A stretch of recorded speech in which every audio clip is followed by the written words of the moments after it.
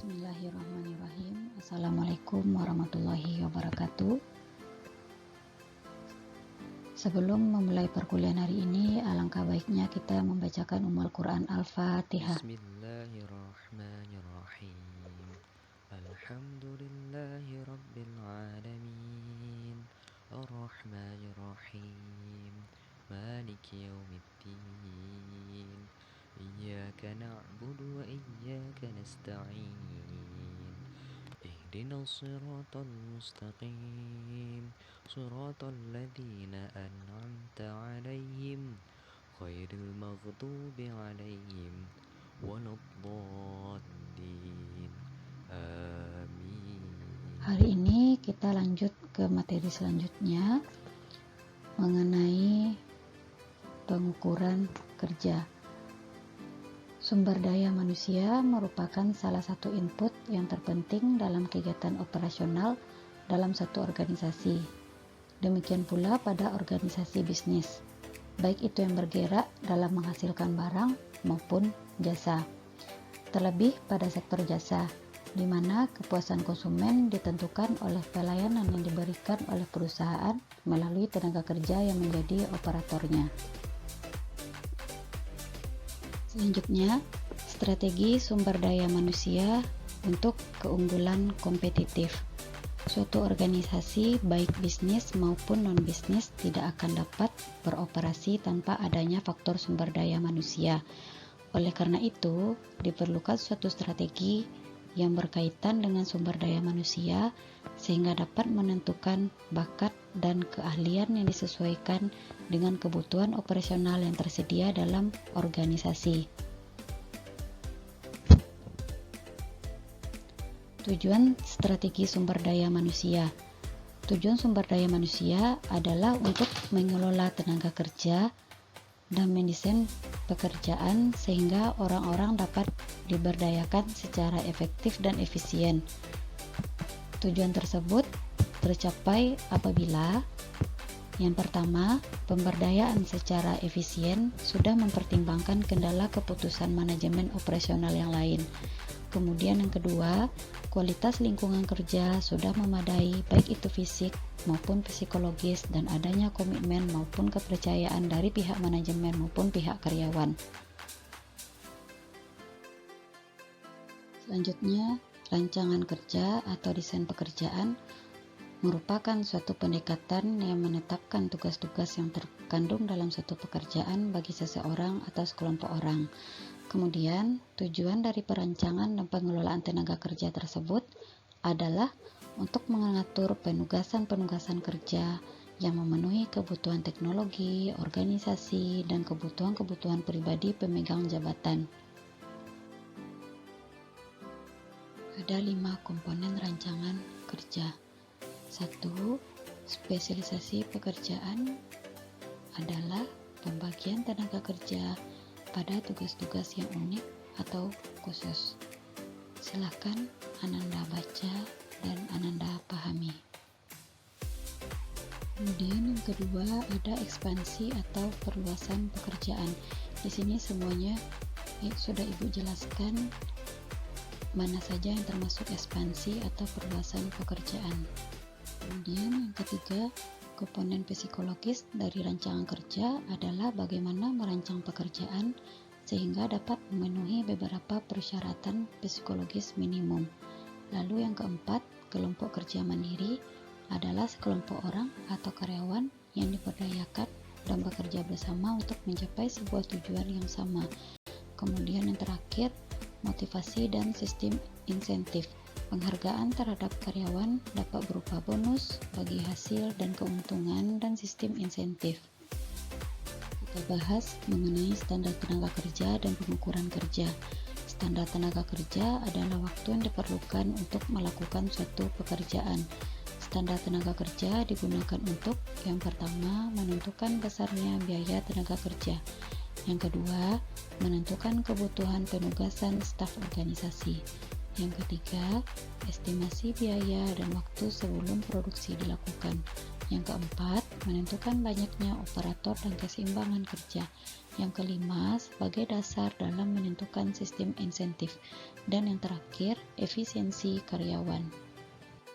Slide ini silakan Ananda baca dan Ananda pahami sebelum kita masuk ke rumus dan mengerjakan contoh soalnya. Ini rumusnya, silakan Ananda pahami supaya mudah mengerjakan soalnya. Kita masuk soal pertama, silakan Ananda baca dan Ananda pahami. Nanti yang dicari itu waktu rata-rata, waktu normal, dan waktu standar. Cara mencari waktu rata-rata tadi sudah ada rumusnya pada slide sebelumnya. Waktu rata-rata itu waktu total dibagi N siklus. Cara mencari waktu total yaitu 12 menit ditambah 13 menit tambah 15 tambah 10 tambah 12 tambah 11 tambah 12 tambah 12 tambah 12 dapat nanti 109. Itu untuk waktu total. Sekarang N siklus. N siklus. Bagaimana cara mencari N-nya? N itu apa? N itu berapa kali pencatatan. Berarti kan di sini kan 9. Jadi masukkan 9. Jadi waktu rata-rata sama dengan waktu total dibagi N siklus. 109 dibagi 9 dapat 12,11 menit. Kemudian waktu normal. Waktu normal lagi. Waktu normal tadi kan rating faktor. Rating faktor itu apa? Tingkat kecakapan karyawan. Ini kan?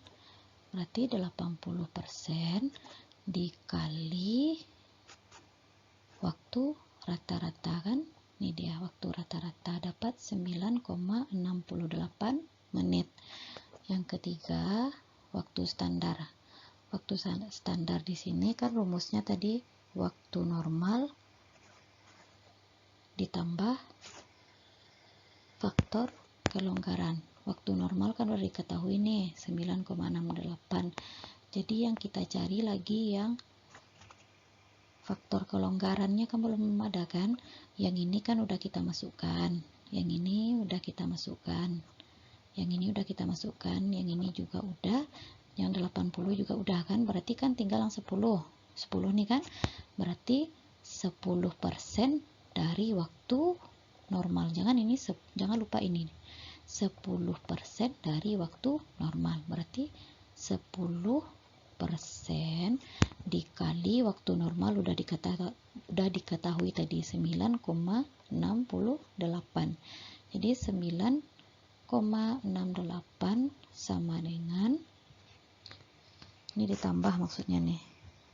Ini ditambah 0,968. Jadi 10,648 atau 10,65 menit.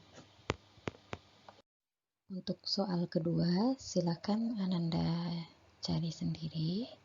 Cara pengerjaannya sama seperti contoh soal pertama. Untuk soal ketiga ini agak sedikit berbeda dari contoh soal pertama dan kedua. Bedanya di sini cuman waktu untuk sampel ke-6 dan ke-7 tidak dimasukkan karena sampel ke-6 dan ke-7 ini ada kerusakan mesin sehingga tidak perlu dimasukkan. Berarti sampel ke-6 ke-7 1 2 3 4 5 6. Berarti kan ini dikeluarkan. Yang 6 dan 7 ini dikeluarkan. Tidak dimasukkan untuk dijumlahkan nanti. Tidak dimasukkan untuk mencari waktu totalnya dan N siklus. Berarti kan yang 24 tambah 25 tambah 27, 24 tambah 25 tambah 27 tambah 26 tambah 24 tambah 28 tambah 24 tambah 25 tambah 26 tambah 27, tambah 26, tambah 25, tambah 27, tambah 28. Pokoknya sampel ke-6 dan ke-7 dikeluarkan. Berarti dapatnya nanti 362 dibagi berapa n siklusnya? 1, 2, 3, 4, 5, 6, 6, 7, 8, 9, 10, 11, 12, 13, 14. Sebenarnya kan 16 n siklusnya. N siklusnya kan 16, tetapi karena sampel 6 dan 7 dikeluarkan, jadi n siklusnya itu 14. Dan cara pengerjaannya semuanya sama, hanya yang berbeda pada sampelnya saja karena ada kerusakan mesin. Sekian perkuliahan kita hari ini. Marilah kita mengucapkan hamdalah. Alhamdulillahi Rabbil Alamin. Terima kasih. Assalamualaikum warahmatullahi wabarakatuh.